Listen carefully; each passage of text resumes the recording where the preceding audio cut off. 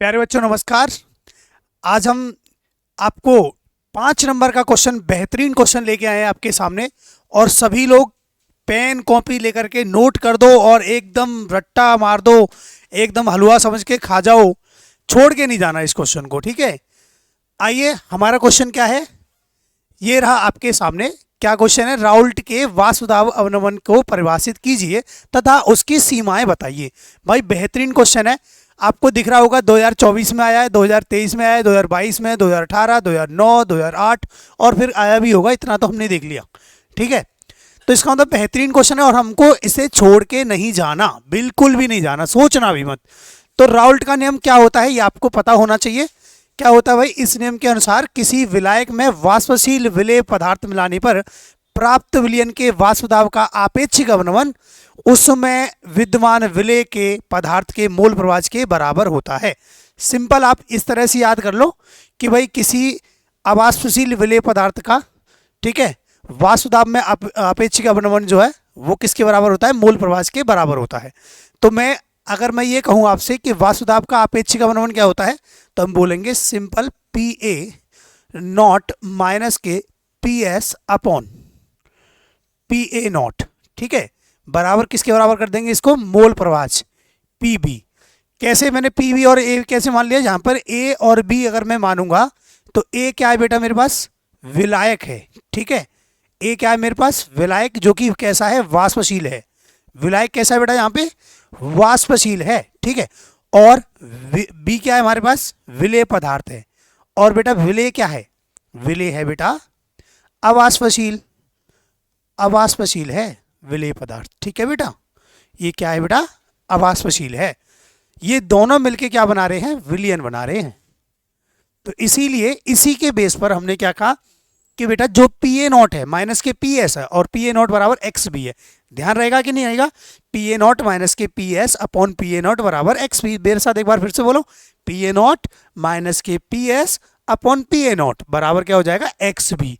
अब यहां पर पी ए नॉट क्या है? यहां पर पी ए नॉट क्या है? पी ए नॉट क्या है यहां पर? इसे कहते हैं शुद्ध विलायक का वाष्पदाब।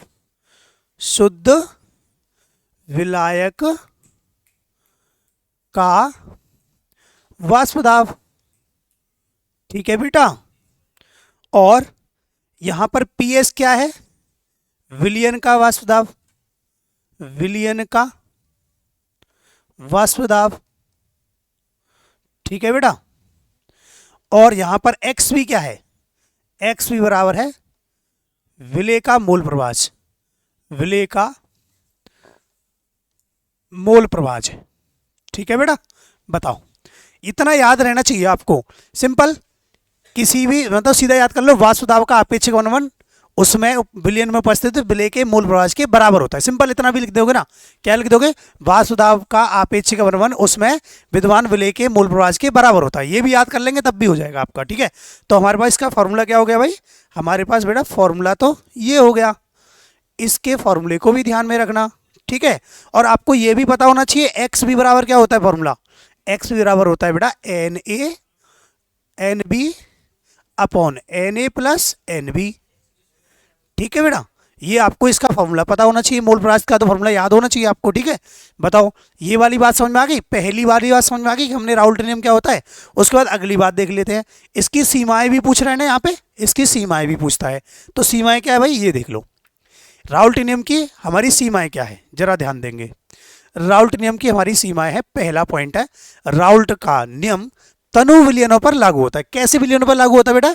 तनु, तनु मतलब पतले, जिसमें पानी की मात्रा ज्यादा हो, जिनमें विलायक की मात्रा ज्यादा हो और विलेय की मात्रा कम हो, ठीक है। राउल्ट का जो नियम है किस पे लागू होता है? तनु विलयन पर। तो सांद्र विलयन पर यह नियम लागू नहीं होता। तो ये क्या है बेटा? ये इसकी कमी है।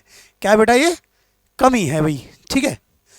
अब यह नियम केवल अवाष्पशील पदार्थों के विलयनों पर लागू होता है। ये जो हमारा अवाष्पशील विलयन के लिए वाष्पदाब, जो हमारा राउल्ट का नियम है, वो किस पर लागू होता है? केवल और केवल अवाष्पशील पदार्थों के विलयन पर, वाष्पशील पदार्थों के विलयन पर लागू नहीं होगा, ठीक है। वो दूसरा राउल्ट का नियम है जो वाष्पशील पदार्थों पर लागू होता है, वो अलग है। लेकिन यहाँ अवाष्पशील पदार्थ की बात हो रही है। तीसरा, विद्युत अपघट्यों के विलयनों पर राउल्ट का नियम लागू नहीं होता, ठीक है। मतलब जो विद्युत अपघट्य होते हैं, जैसे मैंने कहा भाई NaCl हो गया, KCl हो गया, उनके विलयनों पर ये राउल्ट का नियम लागू नहीं होगा। फिर अगर होगा तो वहां पे वन टॉप फैक्टर आएगा, ठीक है, यानी कि वन टॉप गुणांक आएगा। फोर्थ नंबर क्या कह रहा है, जो पदार्थ विलयन में संगुणित या वियोजित हो जाते हैं। संगुणित होने का मतलब समझते हैं ना, संगुणित का मतलब जैसे मैंने कि भाई मैंने पानी के अंदर आटा डाल दिया और पानी आटा मिल करके एक एक जगह लड्डू सा बन गया, मतलब आटे का गुथ गया वो एक तरह से, तो वो संगुणित हो गया। और या मैं नमक डालूंगा तो क्या होगा, वो आयनित हो गया, प्लस माइनस में टूट गया। तो इसका मतलब वो संगुणित भी नहीं होना चाहिए और वियोजित भी नहीं होना चाहिए। तो जो पदार्थ विलयन में संगुणित होते हैं, वियोजित होते हैं, उन पर हमारा राउल्ट का नियम लागू होता ही नहीं है, अप्लाई नहीं होता है, ठीक है। बताओ, उसके बाद हमारा अगला प्रश्न था इसमें, अगला हमारा प्रश्न था बेटा, विलयन के वाष्प दाब तथा विलेय पदार्थ के मोलर द्रव्यमान में संबंध बताइए, ठीक है। अब हमको क्या करना है, इनके मोलर द्रव्यमान में संबंध बताते हैं। तो अगर मैं आपसे कहूं कि भाई मेरे पास ना बच्चा A प्लस B, ये दोनों मिलके क्या बना रहे हैं बच्चा, विलयन बना रहे हैं। और मैंने मान लिया कि जो B है वो क्या है, अवाष्पशील पदार्थ है, अवाष्पशील विलेय पदार्थ है, ठीक है। अच्छा, और ये A क्या है, मेरे पास विलायक है बच्चा, विलायक है। तो हमें अगर राउल्ट नियम देखना है तो राउल्ट नियम तो हमारा पी ए नॉट माइनस के क्या होता है बच्चा, P A P S upon P A naught, right. ये किसके बराबर होता है, N B upon N A plus N B. तो यहाँ पर ए तो और बी, आपको तो ये पता चल गया होगा।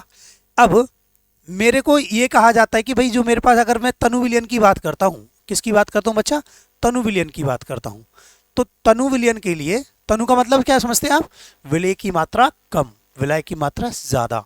तो तनु विलयन के लिए, तनु विलयन के लिए एन ए जो होता है वो मच ग्रेटर देन होता है एन बी से, ठीक है।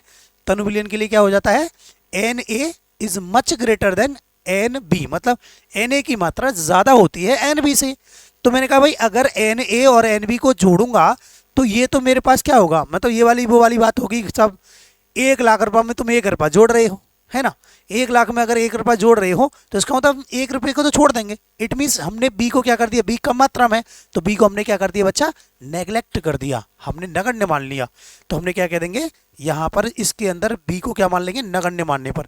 तब हमारे पास क्या हो जाएगा, तब हमारे पास हो जाएगा बच्चा पी ए नॉट माइनस के P S upon P A naught is equal to N B upon N A, ठीक है।